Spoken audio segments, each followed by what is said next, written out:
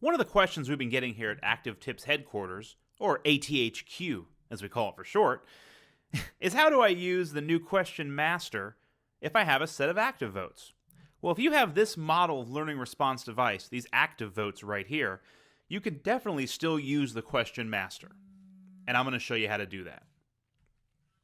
So right here, you'll see that in the question master, we have a bunch of choices for the questions we can ask. If you have the active votes, you can do a multiple choice or a yes and no. These other options right here, you're going to need either an active expression or active engage to use all these choices. But let me show you in the question master how we can create a question. Let's do a yes and no question for the active vote device. So I'm going to go up here to insert, and we're going to go to questions. This is going to pull up my question manager. Now what I need to do is I need to type in a question. So let's go with, is ketchup a vegetable? It's a question they wrote down for me, and it's a good question because I'm not sure. I just know I like it on my fries. Although I'm turning more into a barbecue kind of sauce guy for the fries, but neither here nor there. So now what you'll see is I have my question here. Now over on the right, we have the question properties. This is where I'm going to do all of my question properties. I'm going to change from multiple choice to a yes-no, because this is where we wanted to do a yes-no question. But remember, I can do yes-no or multiple choice with the active votes. Now, is it a vegetable? I have true-false, or I could make it yes-no. So by pulling this drop down here, I can do a true-false question or a yes and no question. I can also assign a correct answer by clicking on the answer right there. So we're going to say no is the right answer.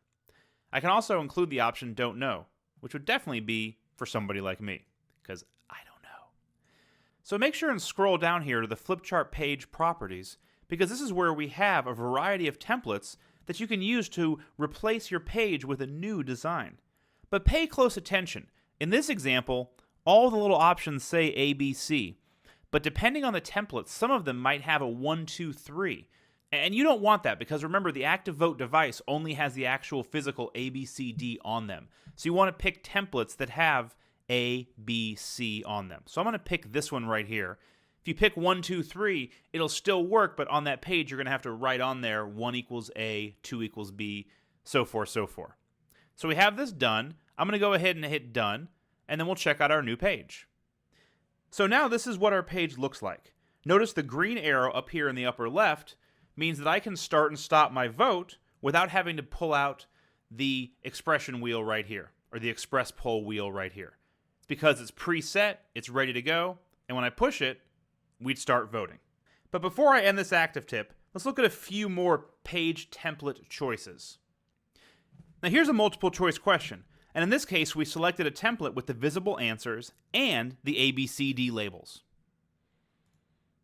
Now on this page, we have the same information, but we chose a template with the 1, 2, 3 labels.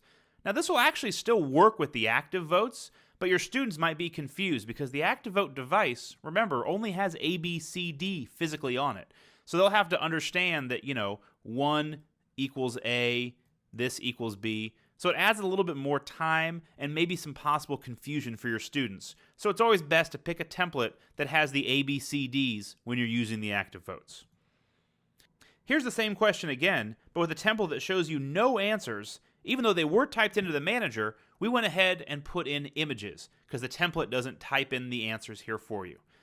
Now this one, I think, and then this is which one is not a fruit. So we got to pick one which one is not a fruit, and it's telling me here that broccoli is the vegetable. So broccoli would be that, and of course, broccoli is no fun to eat.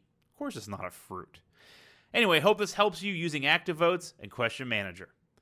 Until next time, blue skies, green lights, and happy flip charts.